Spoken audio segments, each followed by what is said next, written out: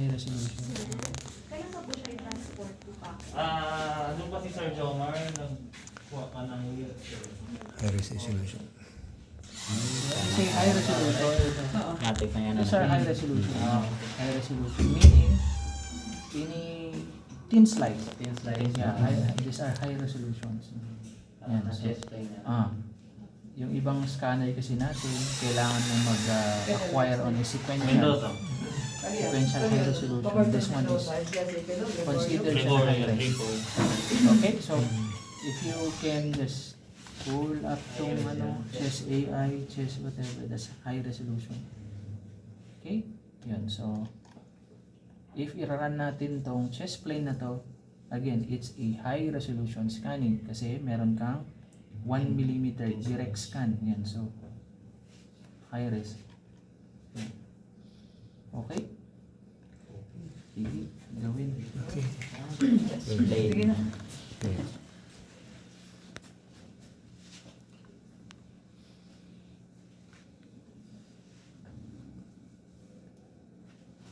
Okay na po, 5 Okay na. Go.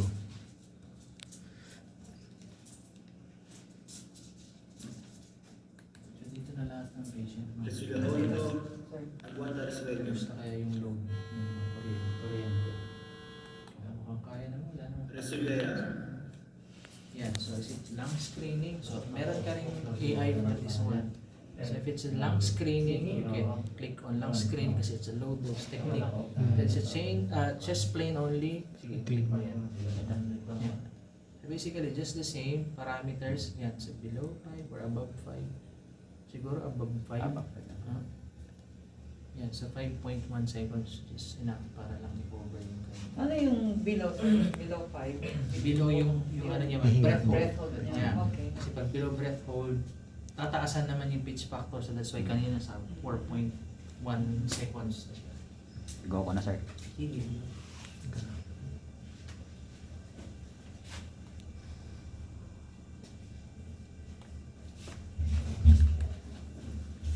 Resolvera.